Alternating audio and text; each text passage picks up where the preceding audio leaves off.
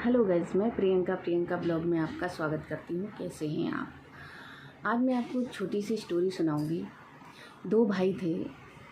बड़ा भाई पैसे वाला था, छोटा भाई नॉर्मल था पैसे में। तो बड़े भाई के दो बेटे थे और छोटे भाई के दो लड़कियाँ। तो बड़ा भाई बहुत घमंडी था। उसे ये चीज़ का घमंड था कि मेरे पास बहुत पैसे हैं और मेरे दो बेटे हैं। उसे बेटों का बहुत ज़्यादा घमंड था।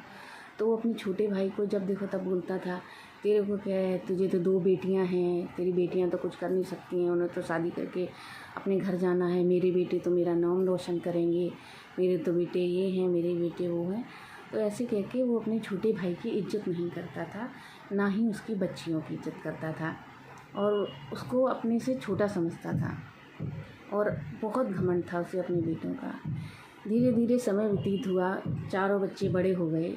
उसकी दोनों लड़कियां, इसके दोनों बेटे। लड़कियां पढ़ने में बहुत होशियार थी, बहुत इंटेलिजेंट थी। तो उन्हें विदेशों से नौकरी के ऑफ़र आते हैं और उसका छोटा भाई अपनी बच्चियों को बाहर गांव भेज देता है विदेश में नौकरी करने के लिए। तो वो दोनों लड़कियां बाहर विदेश में सेटल हो जाती हैं। तो जब उसके बड़े भाई को मालूम पड़ता है कि मेरे छोटे भाई की दोनों लड़कियां बाहर जाके नौकरी करने लगी हैं और वहीं सेटल हो गई हैं, और तो उसको बड़ा बुरा लगता है और बड़ा ये होता है कि मतलब ऐसे कैसे हो गया। तो वो ठहरा घमंडी, उसे बहुत घमंड था अपने पैसे के ऊपर और अपने बेटों के ऊपर। तो अपने बेटों को बुलाता है और बोलता है कि मेरे पास पैसे की कोई कमी नहीं है, ये लो पैसे और जाओ विदेश में जाके बिजनेस करो, मेरे पास कोई पैसे की कमी नहीं है। तो अपने बेटों को बाहर विदेश में भेज देता है और वो लोग जाते हैं और वहाँ बिजनेस में पैसा लगाते हैं और वहाँ बिजनेस करने लगते हैं जाके। धीरे धीरे करके उनका बिजनेस भी, उनके लड़कों का और उसके लड़कों का वहाँ बिजनेस चालू हो जाता है। तो बड़ा खुश होता है और भी घमंडी हो गया है वो। अब एक बार वो अपने समय निकला तो वो अपने भाई से बोलता है कि तेरी दोनों बेटियां विदेश में हैं और मेरे दोनों बेटे विदेश में हैं, पर तेरी बेटियां तो बाहर किसी की नौकरी करती हैं, मेरा तो अपना खुद का बिजनेस है मेरे बेटों का। तो उसको इस चीज़ का भी घमंड था।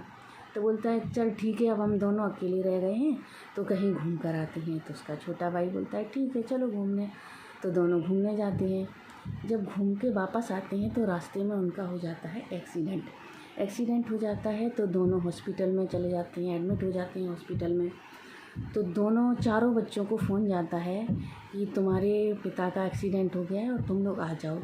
जब उसकी लड़कियों को, छोटे भाई की लड़कियों को मालूम पड़ता है मेरे पिता का एक्सीडेंट हो गया है, तो वो अपनी नौकरी छोड़कर, अपना घर छोड़कर, जो सेटल हो गई थी, वो सब छोड़ छाड़ के आ जाती हैं अपने पिता के पास।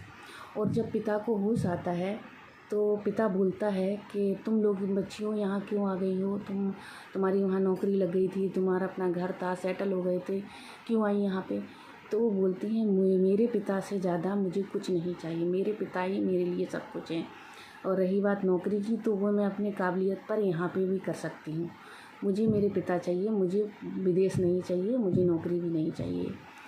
तो उसका पिता बहुत खुश होता है कि चलो मेरी बेटियाँ मुझसे बहुत प्यार करती हैं। वहीं जब उसके बेटों को फ़ोन जाता है तो उनके बेटे कहते हैं कि मेरे पिता के पास कोई कमी नहीं है, अच्छे डॉक्टर से इलाज करवा लें, अच्छे हॉस्पिटल में एडमिट हो जाएं। मैंने यहाँ बिजनेस सेटल किया है, मैं यहाँ नहीं आ सकता बिजनेस छोड़ के, और मैं यहाँ किसी भी हालत में नहीं जा सकता हूँ, मुझे यहाँ बहुत काम है, मैं बिजनेस नहीं छोड़ सकता अपने पिता की वजह से। जब उसके पिता को मालूम पड़ता है मेरे बेटों ने ये बोला है तो उसे बड़ा दुख होता है और उसका जो घमंड था ना, वहीं चकनाचूर हो जाता है और वो बड़ा पछताता है कि मैं पूरी ज़िंदगी बेटे बेटे बेटे पैसा पैसा करता रहा। तो वो बेटे जो मेरा पैसा भी लेके गए, वहाँ सेटल भी हो गए, बिजनेस करने लगे, और वो मुझे देखने तक नहीं आया, मेरा हालचाल भी लेने नहीं आया। जिन बेटों के पीछे मुझे इतना घमंड था, इससे अच्छी तो मेरे छोटा भाई है, उसकी लड़कियां हैं जो सब छोड़ छाड़ के अपने पिता के पास आ गई। तो उसका घमंड वहीं टूट जाता है। इसके लिए बोलते हैं ज़िंदगी में कभी घमंड नहीं करना चाहिए, चाहे वो पैसे का हो, चाहे बच्चों का हो, खूबसूरती का हो, या किसी भी चीज़ का हो। घमंड ज़्यादा देर या ज़्यादा वक्त तक किसी चीज़ का नहीं टिकता है। मेरी कहानी, मेरे ब्लॉग्स आपको कैसे लगते हैं? अगर आपको अच्छे लगते हैं तो लाइक करें, सब्सक्राइब करें, शेयर करें। मिलते हैं अगले ब्लॉग में, तब तक के लिए बाय।